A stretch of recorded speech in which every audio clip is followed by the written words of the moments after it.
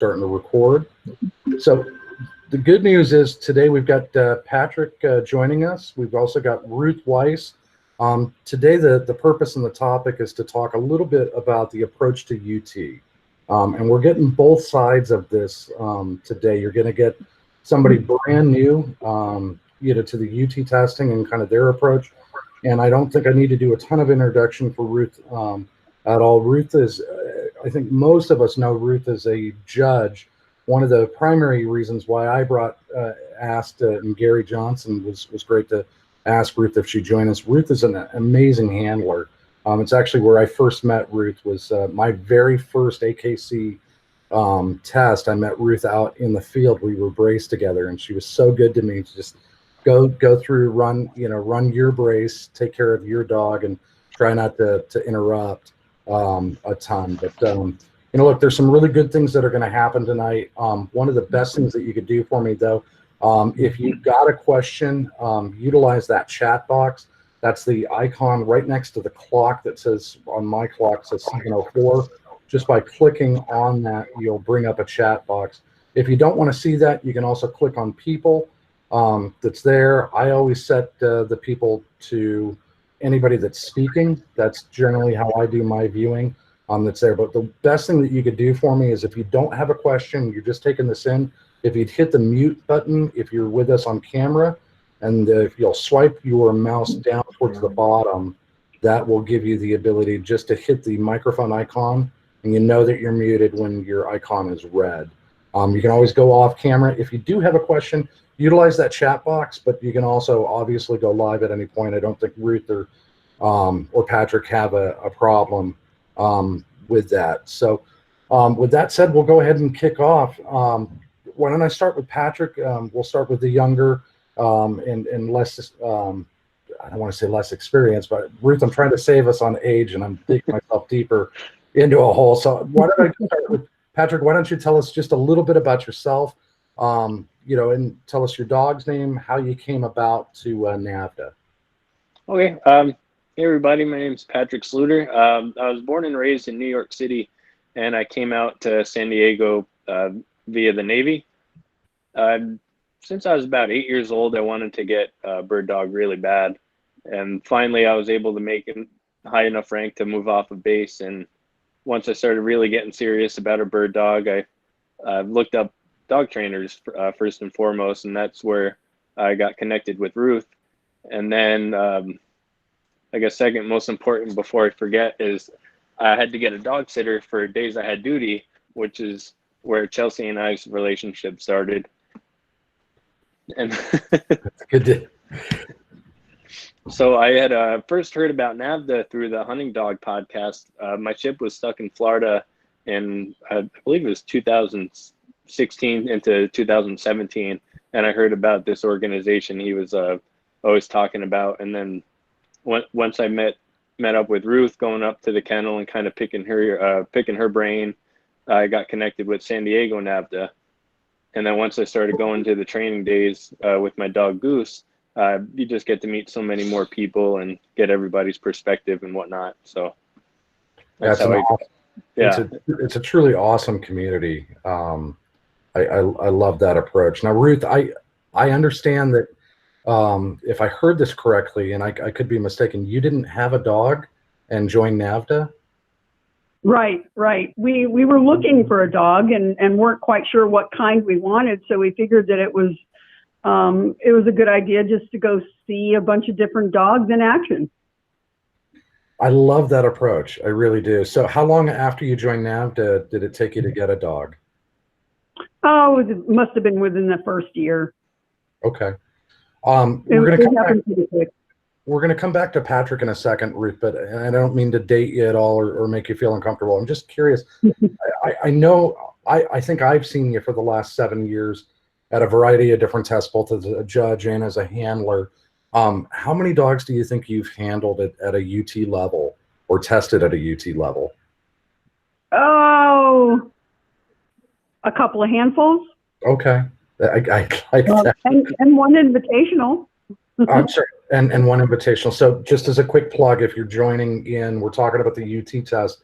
and the approach from a brand new handler and a seasoned handler. But Ruth's talking about once you're done with the UT, if you hit a prize one, you can be selected to go to the Invitational. The next episode, Dog Talk episode 3, we're actually going to talk a little bit about the Invitational and the approach, not just from at the Invitational, but from training as well. So you definitely want to come back for episode 3. Ruth, when we talk about the approach to the UT, this isn't something I think that most handlers come lightly. You get a lot of people that get involved in NAVHDA that train at an NA level. This is either a requirement from a breeder or just a personal goal to get through. But to make the decision to get into the UT test, it's not something that you take lightly. Every time you're asked to handle a dog, whether it's one of your own or you're just asked to bring a dog in, what goes into that decision-making process? Is there a checklist? Is there a checklist that you go through? How do you make the decision? All right, we're going to start training for UT.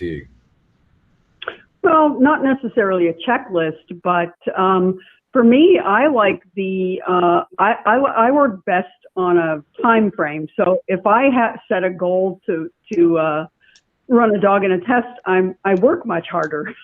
So that's how I do it. Is I set the goal. I certainly want to set the goal for a dog that I think is going to pass.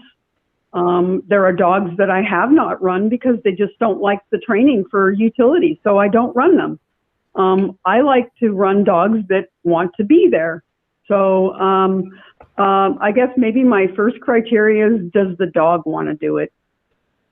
Excellent. And then Patrick, we first met Patrick actually I met both of you at an AKC event that's there. And if you haven't seen me at an AKC or possibly even a NAVHDA event, I usually have a small little girl with me that's trying to sell you Girl Scout cookies. But Patrick, that's actually where we met.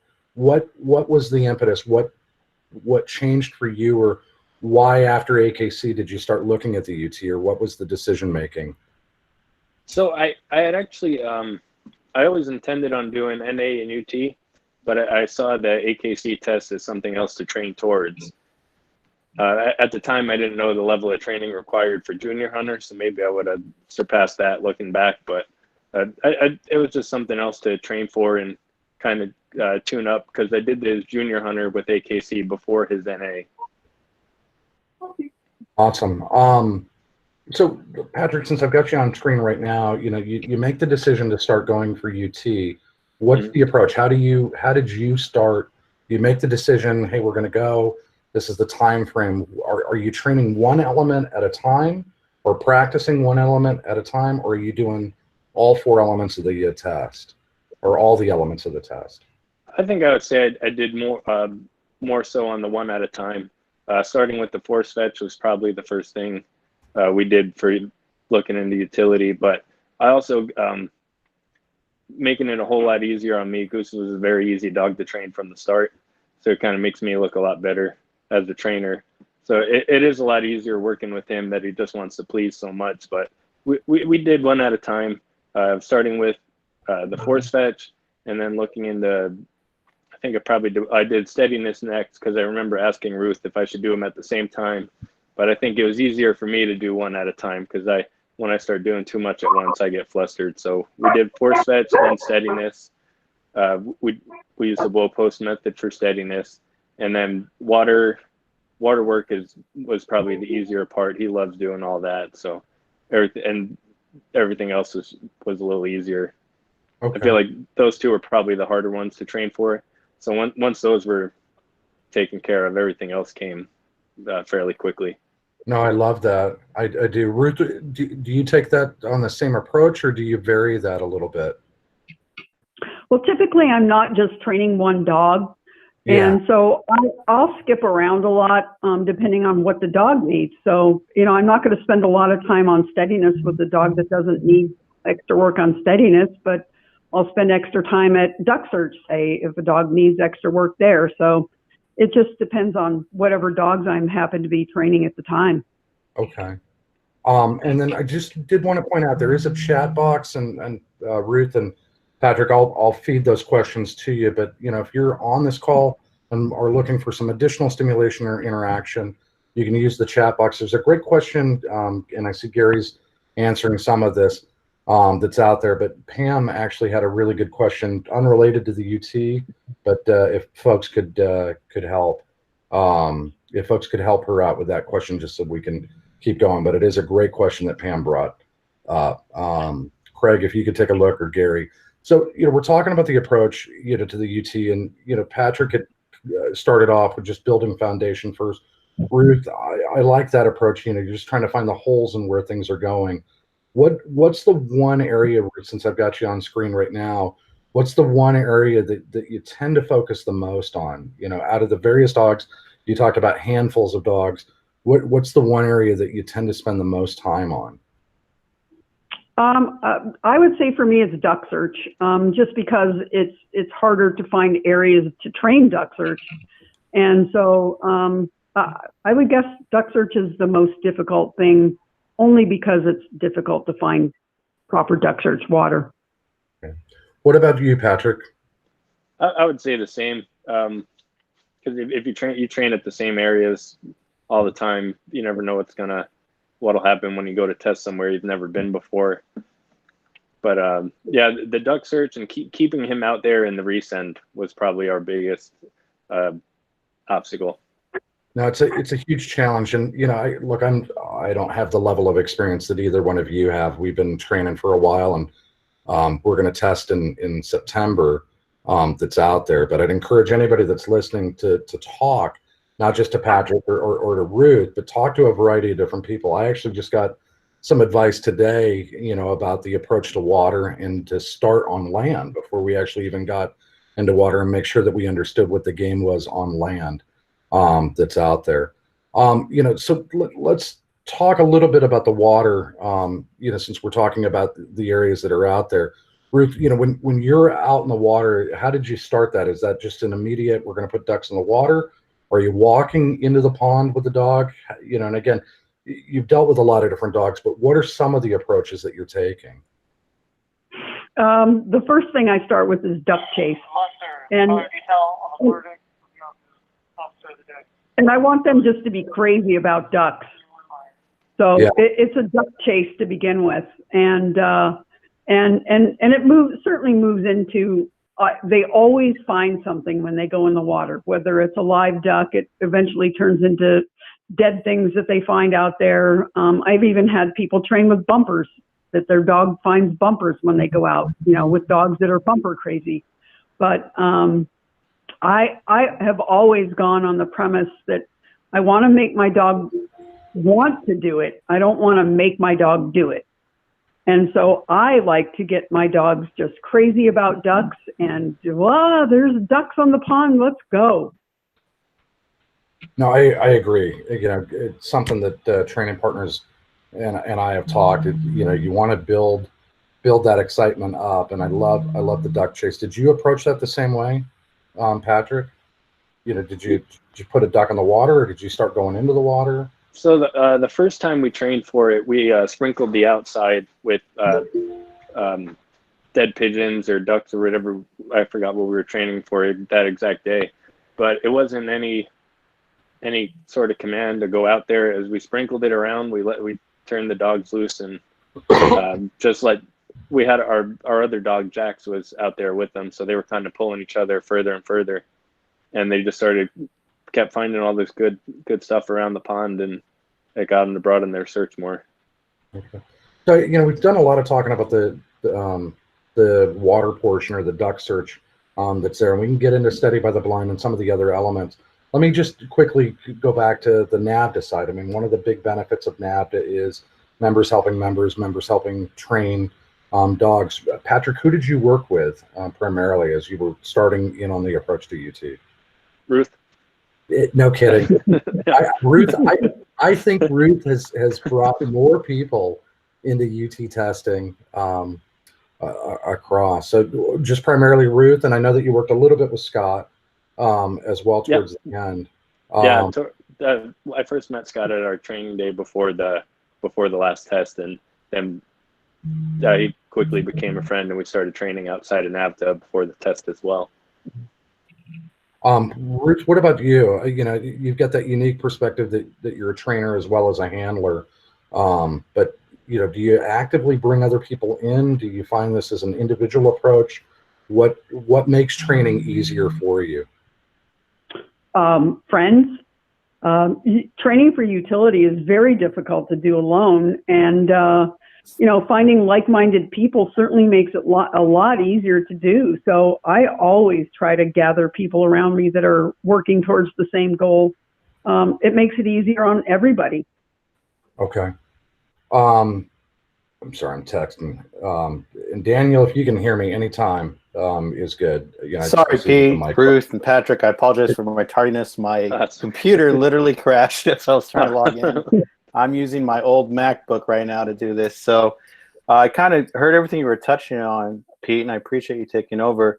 And when I reached out to both of you before we did this, I thought it was really interesting that you both mentioned something, and I noticed there was a common denominator between both of you, and I've noticed myself personally, was you both sought out a mentor, and then from there it kind of blossomed to both of what you guys have achieved.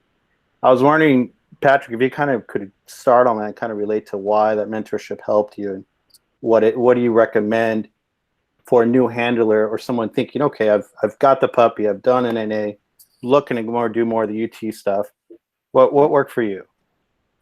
I think starting back before I even had my dog, I had reached out to Ruth and asked her if I could come up and help clean kennels and help her with whatever she needed in exchange for kind of picking her brain.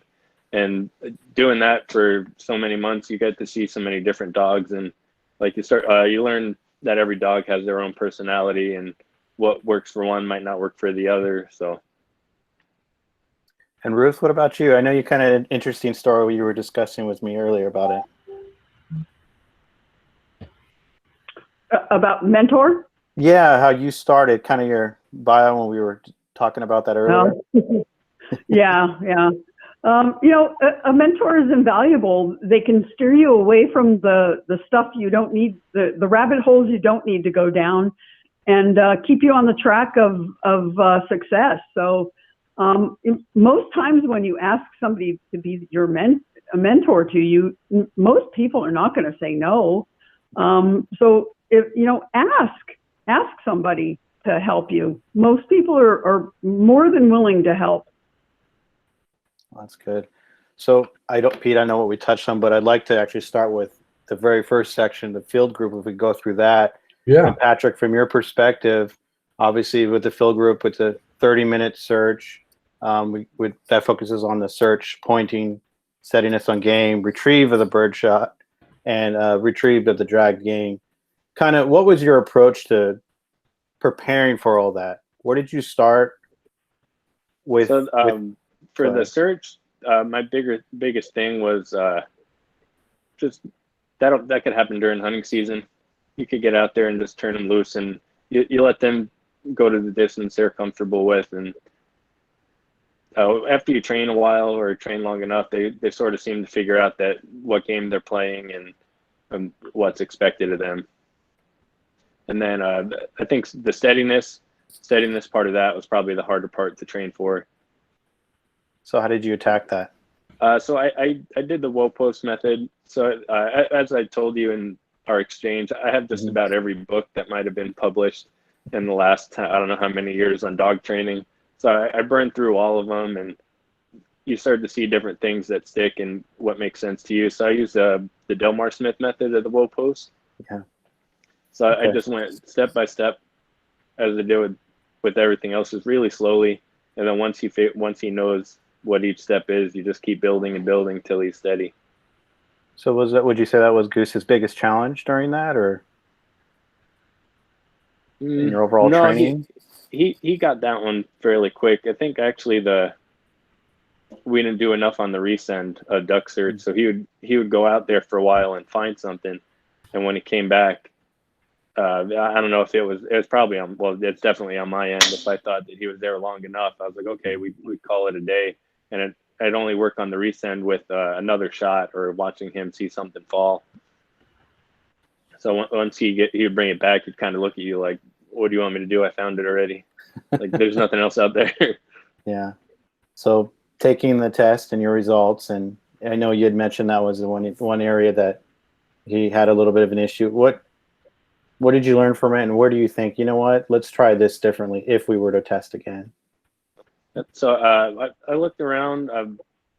I've read up on as much as I could, and we started working without even a gunshot, sending him off, and then he'd go find something, and when I resent him, he'd go swim in a little loop, and when I saw him making his way back to me, I'd make sure he knew, like, I don't want him over here, I want him back out there.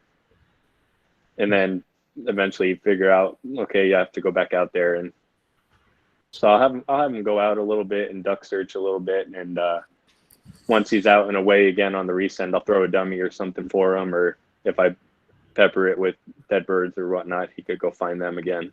Okay. So go ahead, Pete. You know, we're coming up. We've been going at this for about 24 minutes, and the audience has been real patient going through. The chat box has got some great questions coming up, but why don't we open this up? If you've got a question, you know, and Christine Schultz is just joining us. If you've got a question, something that we're not touching on, or you're just looking to redirect it, and we want to make sure that this is interactive for you guys as well. As much as Daniel and I like talking, we can definitely talk. This is the nice thing about dog handlers love to talk about dogs. But if you've got a question, if you're out there, Gary or Craig, even Ty, that's out, any questions that you think would be helpful to ask, we'd love to hear from you just at this point. So yeah, just take your phone off. Pete, I'm on my phone, so I can't see the chat box. So if there's any directed towards me, you could just read them for me. Always happy to do it. But yeah, anybody have a specific question? John, Craig, Gary, Ty, even Miss Mully. If you're with us, take your phone off mute, and we'd love to hear from you. All right. Looks like everybody's got a case of the silence. I don't. All right. Hey, I got a question. Yeah. One of the things I'm wondering about in reference to the duck search, because all of my dogs like to go swimming and go out on the duck search, but they'll go out and they don't care, or they don't give the appearance that they care whether they find and retrieve anything or not.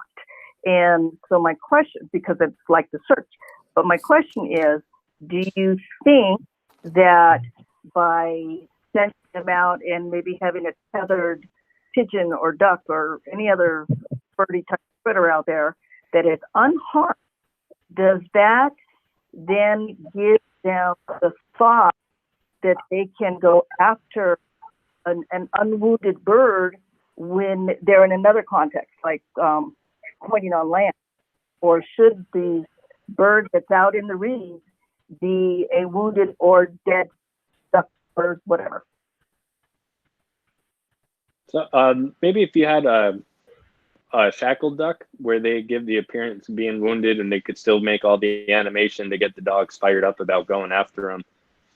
If you do that, and then you could build up that prey drive, just as you did like as a puppy in the field, you build up their prey drive. You could do the same in the water. Well, they'll start to figure out that there's something out there they need to go find. I like that. Ruth, any thoughts?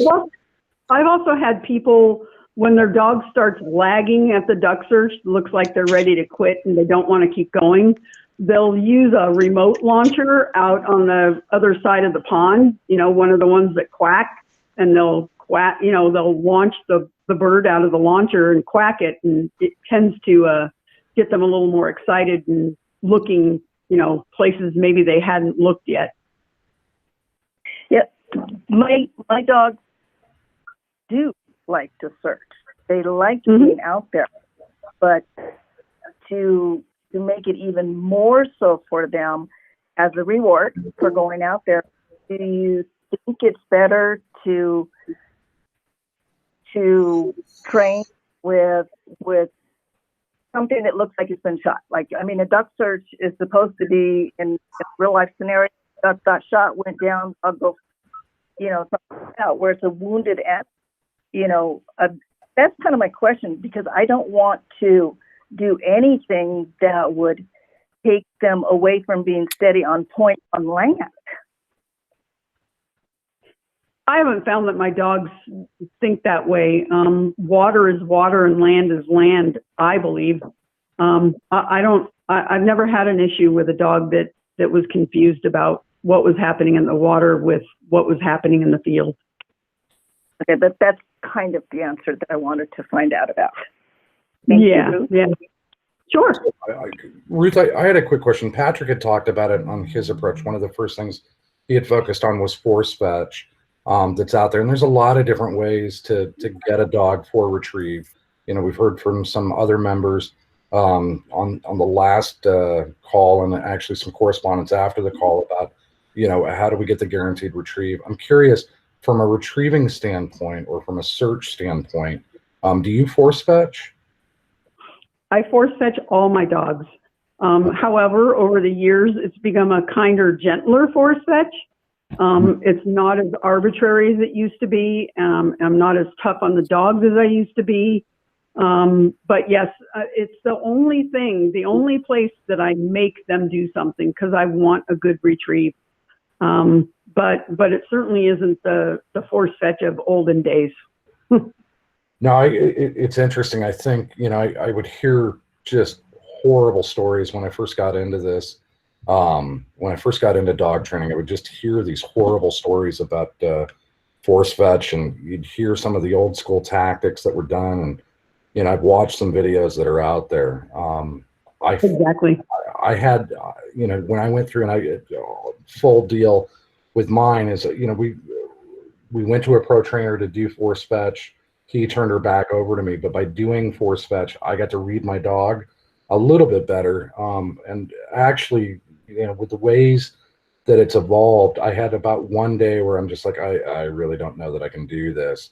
But it was not nearly as brutal as I thought that it was going to be. I find that it helps. It's not the total solution for duck search, but it's definitely something that you want to have that guaranteed retrieve. If I'm sending you out, it's because there's something out there. And in some ways that's force fetch. For other people, there's other methods that are out there. So we've done a little bit of talking about the duck search, but, you know, I think everybody that's on this call, I'm already seeing heads nod before I make the statement. I think most people would agree duck search is definitely a make or break. I mean, you can have the absolute best day in the world and duck search comes around, and it's the one thing that'll change you from a prize 1 to a prize 2. And Patrick, you dealt a little bit with that. Is that correct? It is what gave us a prize 2. So why don't we just close out duck search with talking about that and what the approach is for the next round of testing and how to get around that. Okay. So you're in the middle of the test. Goose comes back. Your dog comes back at about the 7-minute mark, 8-minute mark. I think it was even sooner, maybe around 5. I want to say actually maybe 4 or 5 minutes. Oh wow! And so, how are you feeling at this point? I had a gut feeling of what was going to happen after that because he found the first duck and Gabby shot it and he retrieved it. And what I found later was I also rushed this portion, I think because I had that gut feeling, but I sent him and he went from a very intense water entry to kind of tiptoed in, swam around maybe like 20, 25 feet and came back and just stared at me.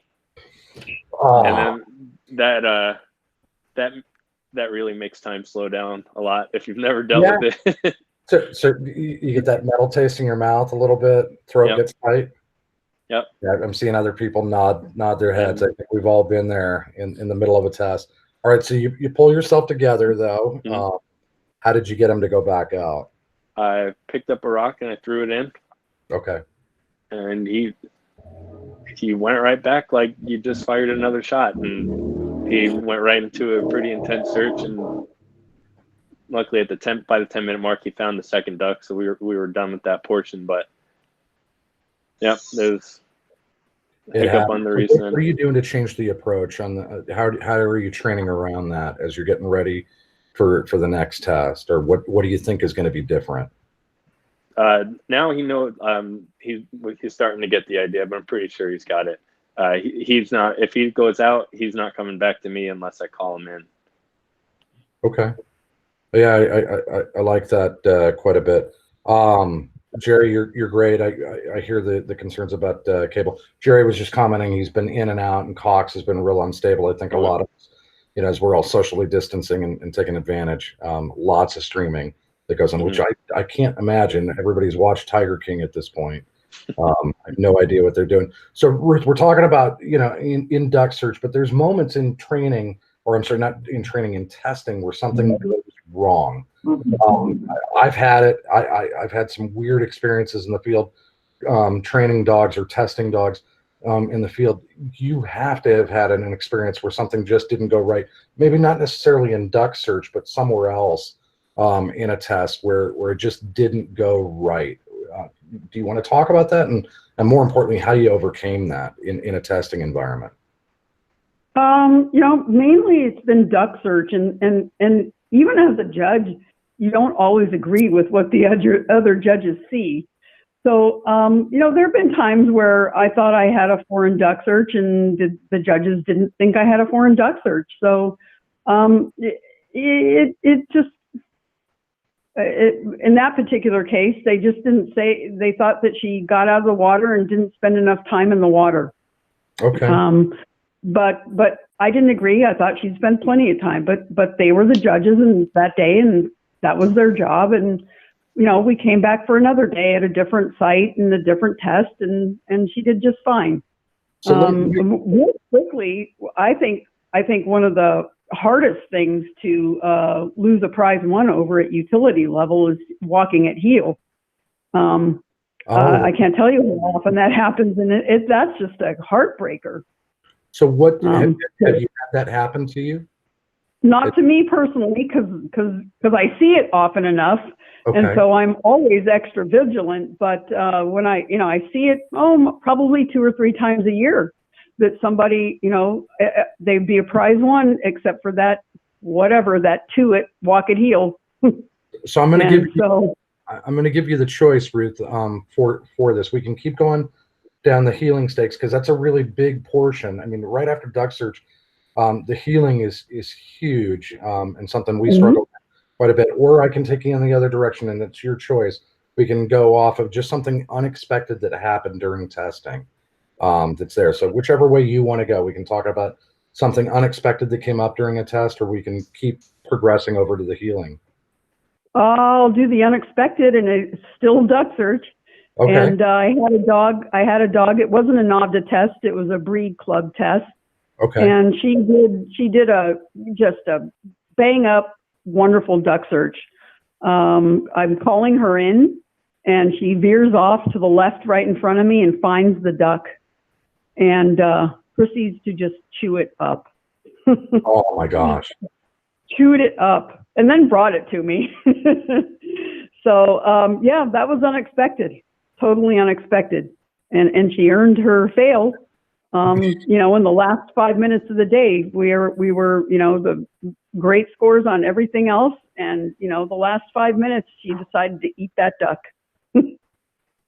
So and all you could do is laugh. I mean, what am I going to do? It's got to be disheartening. Got to be absolutely disheartening. Maybe cry a little. Ruth, it's Daniel again. I'm just curious, from a judge's perspective, what do you see the most common mistake us as handlers do during the test, the UT test itself? After walk at heel, talking too much. Because handlers typically get nervous and they start talking. And the dog is out there doing the job, and most of the time the talking is unnecessary. Handlers get nervous, so they start talking. And sometimes they're talking to the dog, sometimes they're talking to themselves. But I would say talking too much in general. Okay. Yeah, I like that. You actually gave me the same advice in junior for AKC. Use the whistle. Don't use your voice, and don't use the whistle. That's out. What on the healing side, Ruth? What is the best way for you? What's been the best way to approach this in terms of practicing? I always have healing stakes set up no matter where I'm training. So there's always, we're healing to the field, we're healing to wherever, just lots and lots of healing. And I'm training, when I'm training for utility, I do a lot of off-leash healing. I always have a leash on my dog at the test, but I train off-leash just to get it snappier and get them paying attention and right there with me. Yeah, so Gabby Aubrey joined on the call, and Gabby gets to be quiet. You can go off mic, Gabby, and go through it. Perspective and expectations versus reality is the utility handler, and I think that's huge. I've seen more people fall apart in handling because, oh, the dog's got it. We've practiced off leash a ton, and go through. Patrick, I'm curious. We'll take it back to you just for a quick sec. Patrick, have you did you when you did the healing stakes? Were you on lead or off lead?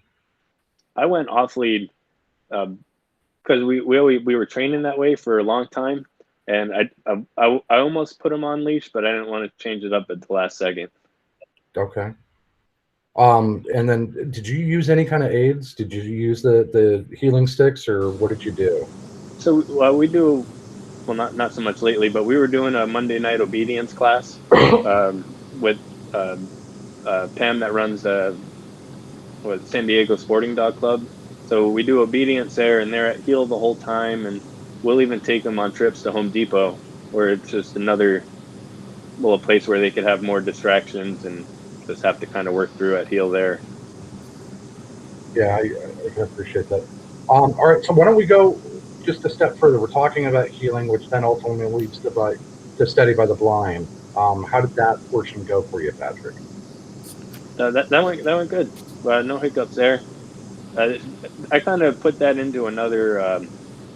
It was the same that we trained for steadiness in the field, where stay means you're going to stay right there until I give you the release to fetch. Okay. And then when we talk about the when we're talking about steadiness that's there, you talked about the approach. You had done force fetch and then worked on steadiness. Any types of tips or drills that you would do for steadiness? Anything we could share? If you look up the woe post, that's a good one to start with. But even we'll do it in our front yard playing with the dogs in the morning.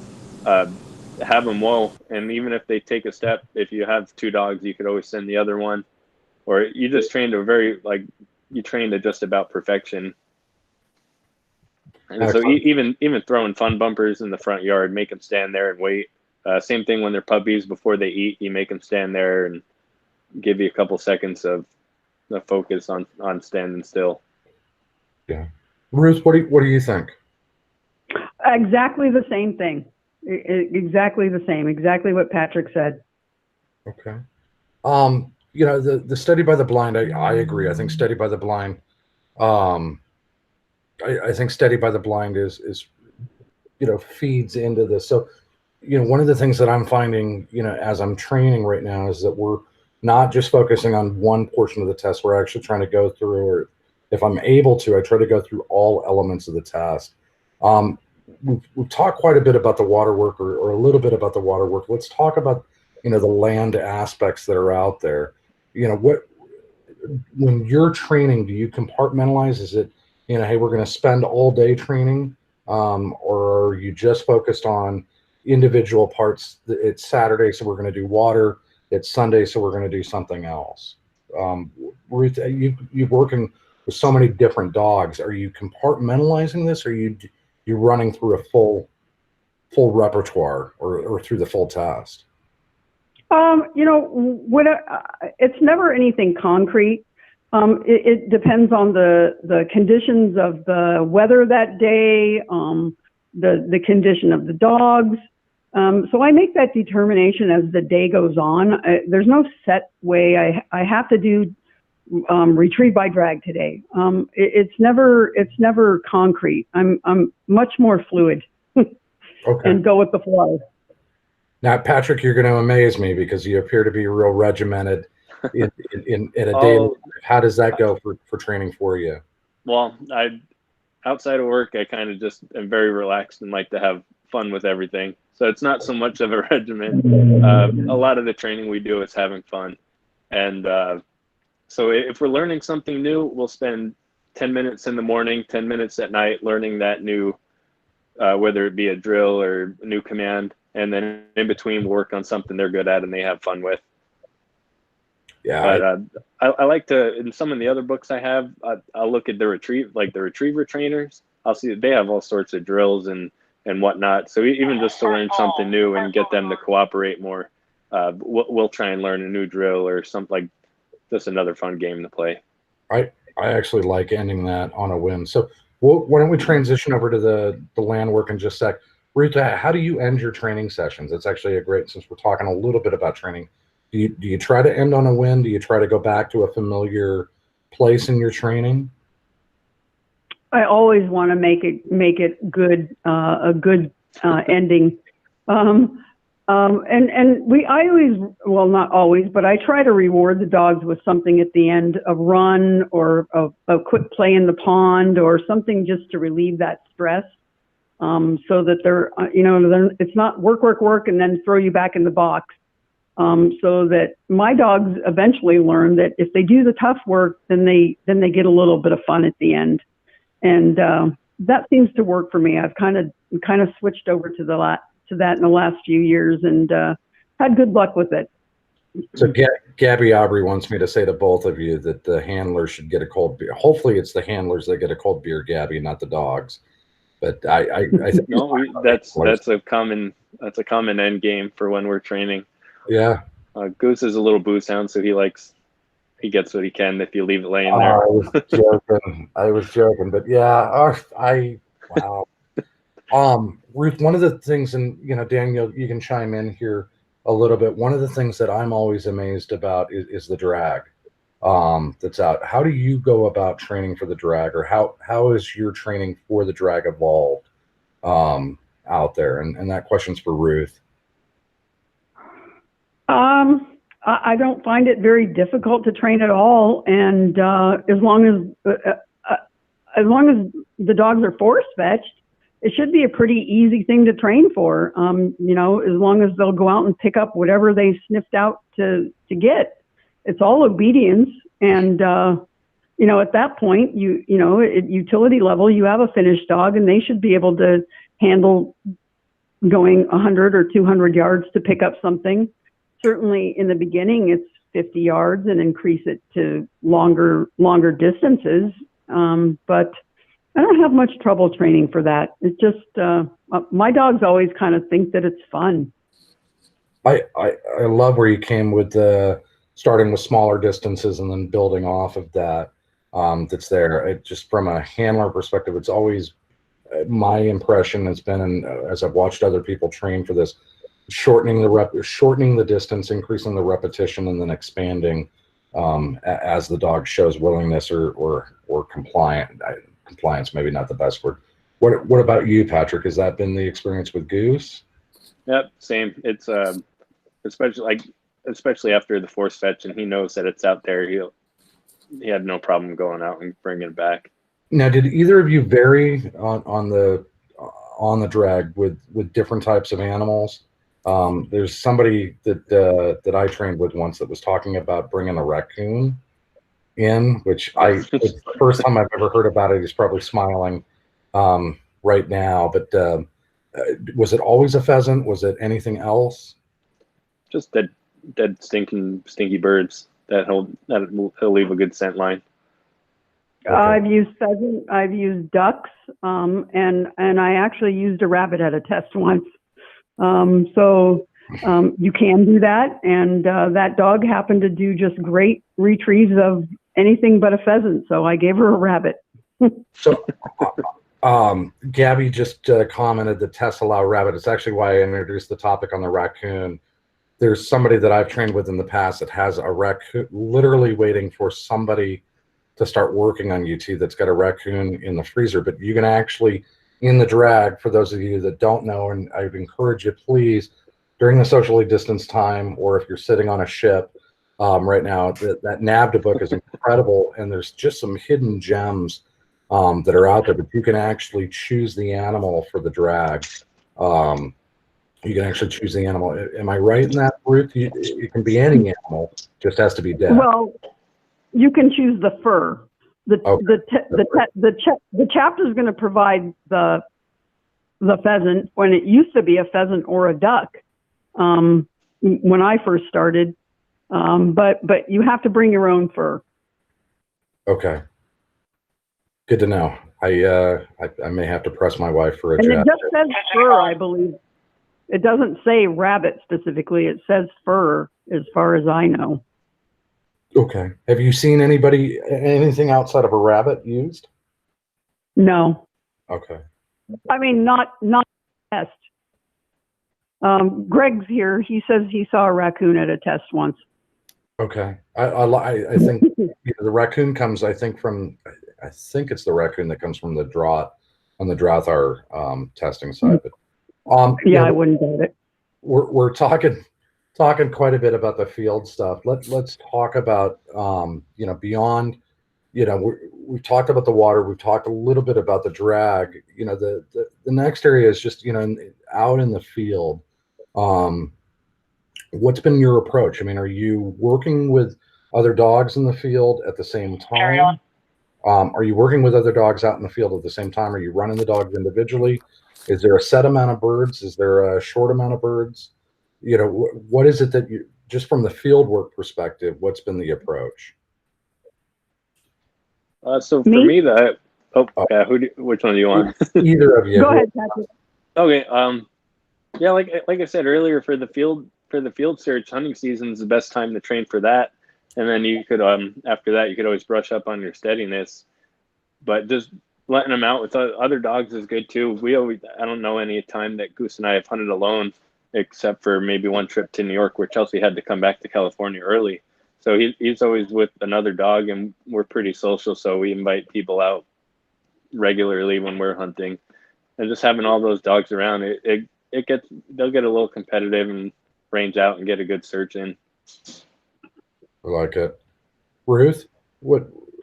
Same. I like to hunt, and we take friends hunting all the time, and we hunt with various dogs. So I like to train my dogs by taking them hunting. Okay. So let me take it back up, and then if you're in the audience thinking about a question, we're going to come back to the audience in just a second to open it up, for individual questions. But Ruth, you've got a ton of experience in the field, both judging and handling. What's the single best word of advice that you could offer somebody as we're talking about these different elements of testing for somebody that's on this chat tonight that's thinking about getting into the UT? What would be the piece of advice that you'd offer them? Find a friend to train with. I agree with that. And then Patrick, you're pretty new, you just went through your first round on this. Any advice? Was it as scary as you thought that it was going to be? It wasn't. We trained hard for it, but I would say as good as you get reading your dog, they also pick up on when you're frustrated or flustered, so you have to, even if they mess up, you just go on to the next one and try and straighten it out. But as long as you're having fun with it, they'll have a good time as well. Good stuff. Why don't we go to the chat box right now? Again, Gabby thinks that cold beer is fantastic. But Sam had a question when it was convenient. Sam, anytime if you want to go on, if you want to put it in the chat box, that's great, or you can go on mic. Oh, there you are. How are you, Sam? Hi, how are you? Good evening, everybody. With the COVID situation, with the Newcastle situation last year, Prado being closed, there's no training grounds for me very close. I'm retired. I'm home all week, and I can train during the week. But I know a couple years ago, there was a smaller group from the chapter that trained like on Wednesdays. And I'm just curious, how many times a week do you think you should train for the UT, which I think would be about 3 or 4, more the better. And are there any smaller groups that are going to be working out this coming summer? So what I can handle the back half of that question, Sam, for you, but why don't we, in terms of how many days a week are you training, Ruth? You've got probably a different perspective than anybody else on this call, but how often are you training specifically for UT if you've made the decision to go? Every day, a little bit every day. It may not be more than 10 minutes, and it may be all day. It's different. So I probably am a little bit more different. I'm different than most people. Is that I'm doing more dogs. So, but my personal dogs, every day I'm doing something with them. A drag is something simple. Sometimes we're in the field, 5 or 6 hours training different dogs. Sometimes I want a day off, and I'll just do a quick drag or take them down and throw a few bumpers or whatever. But there's something going on just about every day. I like that. Patrick? I was kind of referring more to, doing the field work, doing the water work. Most people live in suburbia, and you're limited as far as what you can do. You can do obedience, you can do retrieving, but a lot of the field work you can't. And just curious if we're going to have any smaller groups that would be training this summer out there at Prado. Once Newcastle's Prado's open right now. On Friday, my wife and I took the motor home, hooked up the Jeep, and spent Friday, Saturday, Sunday, Monday up there. We did 3 days doing pond work and field work. And I was very surprised to see that they were allowing, and there were groups that had dead ducks. I was using bumpers and Dokin's decoys. Had a good day, injected with scent, but I wish I could have bummed a couple of the live dead ducks. But they're open for business right now, just no live birds. So Sam, let me take that back. As we're talking about UT, and we'll bring that back a little bit closer. Let me give you some good news and actually give it to everybody on the call. So if you're from inland or you're from SoCal and on this call, all of us have been dealing with Newcastle, all 3 groups. If you're in San Diego all the way up to SoCal, we've all been dealing with COVID across.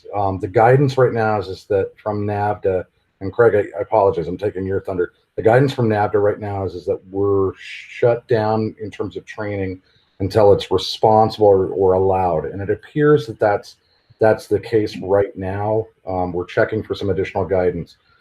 When training comes available, the biggest challenge for all of us up north has been the birds, and that appears that birds are going to be resolved June 1st. So ducks, all of that. So that's going to open up quite a bit. Prado's open, and then as of June 1st, San Jacinto is also open. That's out there. The big thing that I'd encourage you to do, and again, each different club's going to have their different training days. We're working on a training day.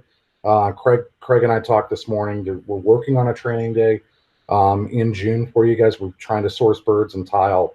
I'll be giving you a call. But the second thing is, there is also, in addition to the Inland Empire Navhda page, there's also an Inland Empire Navhda group. So if you want to set up and start to coordinate with, hey, here are the days that I'm available to get together, we can do that. But it looks like somebody, I think Gabby had a question or a comment going through. Gabby? No. No, I didn't have a response to that. Okay. All right. So, we've talked a little bit about the UT. Post reflections, Patrick. Any advice that you would give to the group? Anything that stands out at all to you? What's the guiding philosophy? After you finished your first UT. I would try and watch one earlier if you could, or if there's videos on YouTube to know exactly what's expected, because there are some things as a handler you have to do as well. Excellent. And just for the training standpoint, just build on whatever you did last, and maybe map it out on paper that you're going to train for X, Y, and Z, and you just go in that order and make sure you're still having fun with it. Okay. Ruth, you've trained, as you said, handfuls of dogs in the past. There's got to be something about the UT that keeps bringing you back. You're a great judge, and you've always been extremely fair. But from a handler perspective, um, actually, Gary brings up a good question that I'm going to ask you next, Ruth. But from a handler perspective, do you alter your approach? What's the one thing that keeps bringing you back to UT testing as a handler? Hunting. So by training for utility tests, I'm keeping my dog fresh and excited about doing all these various jobs. And it keeps me on my toes as well. So it just builds that bond with me and my dog that carries over into hunting season, I believe. I like that. We get so focused, Ruth. It was the big thing for me when I went back to the annual meeting is they kind of reinforced the pillars of NAVHDA, that it's training. And I think that's a lot of reason why most of us are here. To some degree, it's testing, but then the other part of that is hunting. And it took me a while, so caught up in getting the dog steady, getting the dog to retrieve, and thinking about testing, training for testing, but not actually testing. I completely forgot the reason why I got the dog, and it was to hunt. It wasn't to be practicing. That's out there. Gary brings up a great question that's going to springboard into the next segment. In 2 weeks. But what part of the UT is most helpful to non-hunting situations? Everyday life. What is it that you find? While we talk about hunting, there is that, we're not always training, we're not always testing, and rarely, it seems like never enough, rarely are we hunting. So for home life, everyday life, what part of the UT system translates the best? All the obedience. I was going to say obedience. Right. Yeah. So, on the obedience, is that the steadiness? Is that, I'm going to drill just a little bit more. I agree with you at a 30,000 foot obedience. Is it the steadiness? Is it the drive? If I say something, I mean it. I'm not asking, I'm telling. Is it all of it? Is it just obedience? And that's okay if it is. Yeah. I think even the cooperation as well. Chelsea and I spend a lot of time at the Coronado Dog Beach or Fiesta Island, and they have all that room. And you don't want to be the person at the end of the night running around yelling the dog's name because you don't know where they are, or if there's something else you want to keep them away from, like a dog that you don't feel comfortable them being around. And just having fun out in the water, at the beach, or hiking, or whatever. All the obedience and cooperation just makes those more enjoyable when you're not worrying about what your dog's going to be doing next. It's funny because every time I go down to that same beach at Coronado, I find that most people have named their dogs curious names with 4 letters. I won't repeat any of them because we've got good people in the room, but I'm always amazed that people are swearing at their dogs because it's not there. Ruth, you travel so much. I'm envious with it. How does obedience play into that? Well, for me, it's about respect and trust. And so knowing what, for both the dog and the handler. So I want it to go both ways. I want my dog to respect and trust me, and I want to respect and trust my dog. And that's where obedience comes in. It's teamwork, and it's give and take. So it's about knowing what my dog is going to do and my dog knowing what I'm going to do. Yeah. So Daniel's got one last question, or not one last question, but Daniel's got a quick question. Go ahead, Daniel. Yeah, Patrick, it's for you. So I have a question. I'm curious to why you wanted to do the UT test. What drove you to, like, I want to do the UT test? Was it I want to go to the Invitational? I want to get there one day? It was probably a mix of two things. I get not so much. I do. One of the big things I like about NAVHDA is that you're not competing against somebody else. So it's always great to watch other people do well. But I get like a little competitive with myself that I want to get Goose to this level, and the invitation would be the end game. But also because of I've had Ruth and a lot of other people in the club highly recommend or make sure that I was going to test him in UT because he does have that in him, and I don't want to shortchange him on anything. Okay, I'm just curious. So there was one big question Gary's been asking. I might as well just ask it, right, Pete? Ruth, last year you participated in the Invitational. How was that journey for you? Unexpectedly wonderful. It's a long way to get there. I was just so amazed at the professionalism of the judges that handled me during the test. I was amazed at the chapter that held the event. I was amazed at all the people running in the test that were rooting for you along the way, and you were rooting for them. It was a wonderful, wonderful experience, and I can't wait for New Mexico. So as a handler, how did you keep yourself calm? Any? I didn't. I didn't. So I'm a really not nervous handler, and I was nervous as a cat. It was terrible. It won't happen in New Mexico because now I know what the test is, but I was nervous the whole time. I mean, hyperventilating nervous. It was terrible, but but now I know what to expect, and I'll come back and get them next time. Anything personally you learned from the journey about yourself?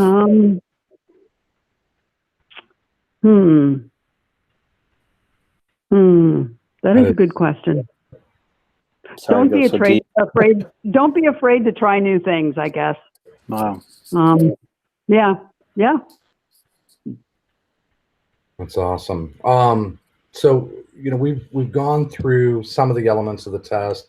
It sounds like the community is anxious to get up and to start testing. The plan is to run a UT test in September, actually to run an NA and a UT test in September. We're going to open it up one last time. If you've got questions, this is a perfect opportunity to ask them that's there, and then we'll close out with just some advice and next steps that are there. So we're free form at this point. If you've got questions, you need clarification, if you're looking for some help, things like that, this is a great time to ask.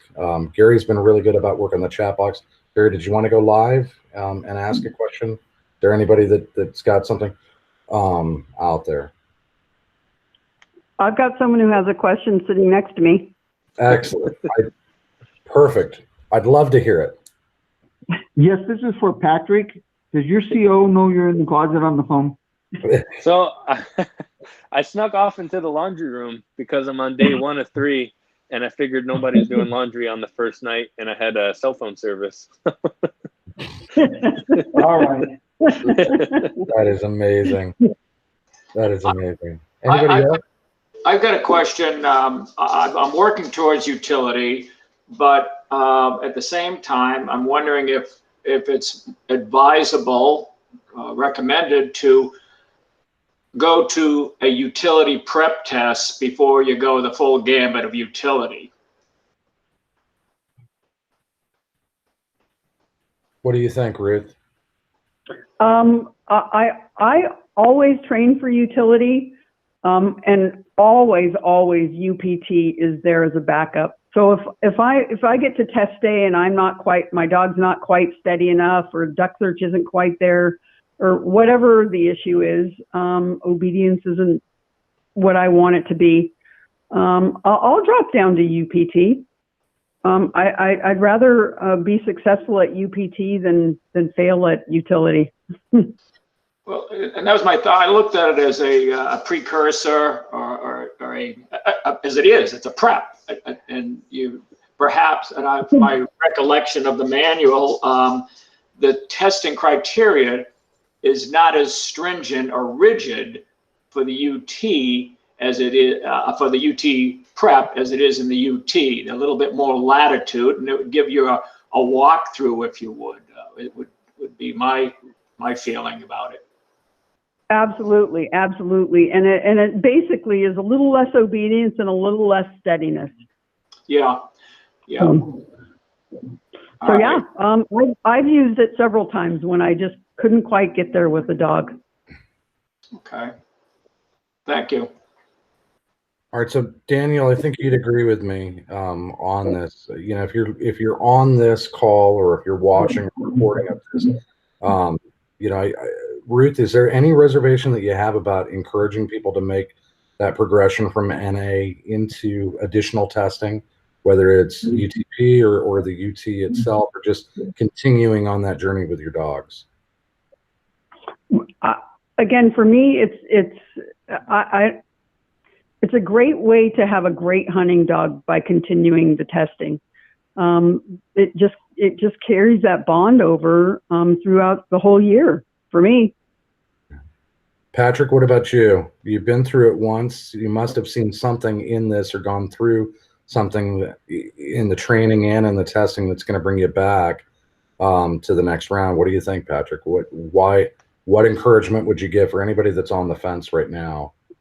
I agree. Even when we started out before NA, I saw what all the UT entailed, and I was like, even just to get ready for hunting season, have a more, well, everybody enjoys their dog, but it's just it brings a different level to their training and their abilities, and it gives you something to keep you busy in the off season as well.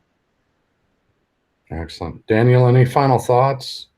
Anything that you wanted to make sure that we highlighted on or hit? No, we've hit everything so far.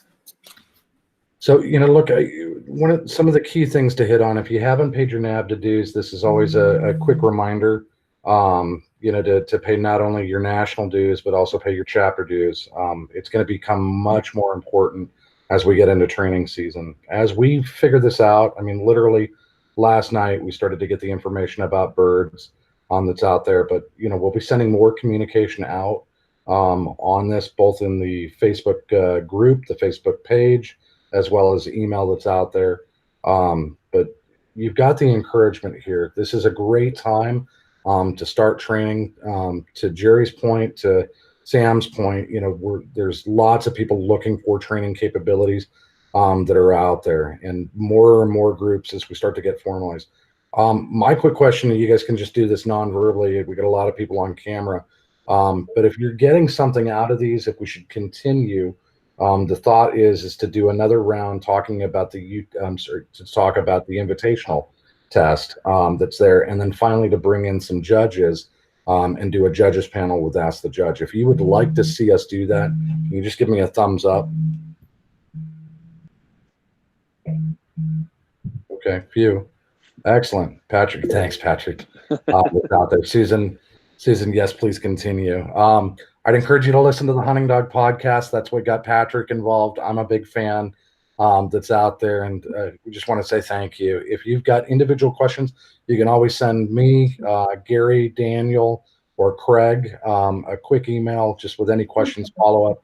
Utilize the Facebook areas, and we really appreciate anybody that's come up from San Diego that's joined us, anybody from SoCal.